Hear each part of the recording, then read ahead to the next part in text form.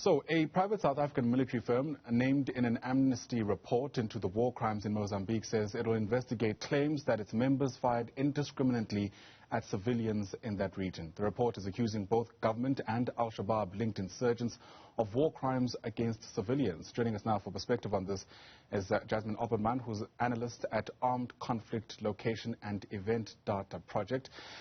Jasmine joins us via our video link. Jasmine, thanks for your time, and it's great to have you on the program. I wonder how we should read into these findings. So perhaps let's start there. Help us place this report in the context of what we've always been knowing to be taking place in regions specifically like Cabo Delgado in Mozambique. Morning, Ayanga, and morning to your viewers. The report, yes, contains serious statements by eyewitnesses gathered through telephone interviews. What has been revealed is shocking, but it's not new.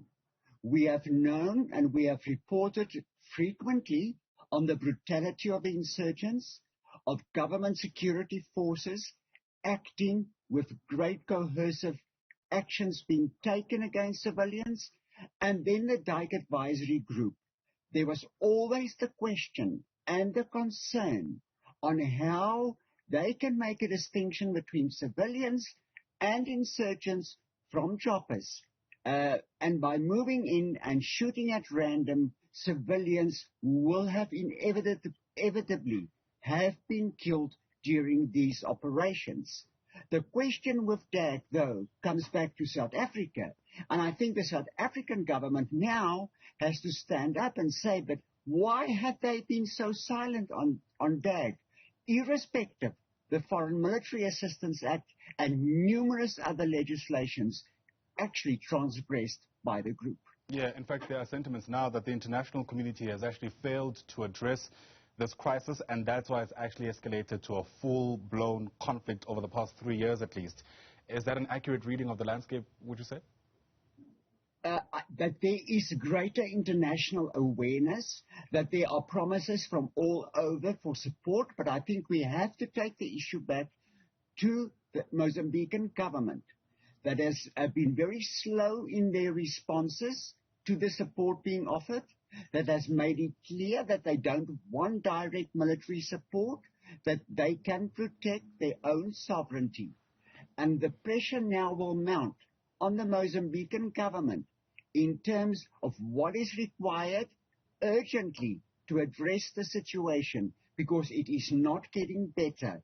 Irrespective of the rain season, attacks are continuing. Yeah, perhaps for those people who aren't following the story closely enough, it's worth taking a step back. What's at the heart of the conflict? Heart of the conflict is an insurgency that has started off in terms of local discontent, that has been festering for many years. We can trace this back to 2004, 2005. Within the insurgency, there has been an extremist influence at play. And as the insurgency has evolved, the voice of the extremists have become far more stronger. The insurgents has reached a level of sophistication no one expected, and their ability to occupy a district capital like Mozambique de Praia for such a prolonged period is a reflection of shortcomings by the government in countering on what the insurgents want. There are numerous statements being made, and no one is always sure in terms of what they want, as they do not rely on propaganda statements.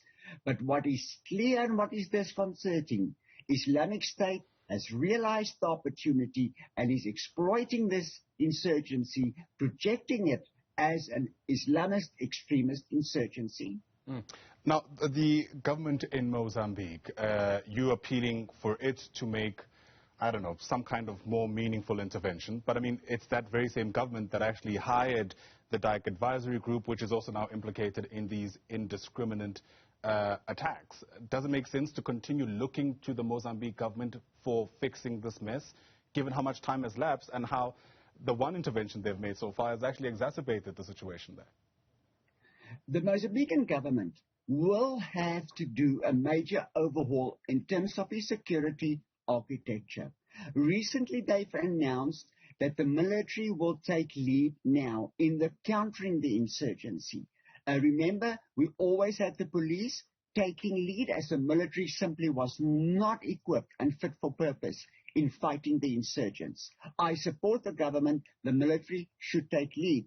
But what government should realize is handing out and receiving weapons, ammunition, helicopters, and marauders will not solve the problem. You need soldiers that's being trained, that's being equipped to be able to fight the insurgents and to gain the momentum in Cabo Delgado. Sadly, they're running short of soldiers. They have only so many soldiers. And for as long as those problems persist, any international support will merely fade into the background. So to solve the problem, the Mozambican government has to look in the mirror, admit their mistakes, admit the local roots, and start addressing the actual causes of this insurgency. Sobering insights there from Jasmine Opperman. Jasmine, thanks very much for your time. Jasmine is a security analyst and director at the Terrorism Research and Analysis Consortium. Thanks very much indeed.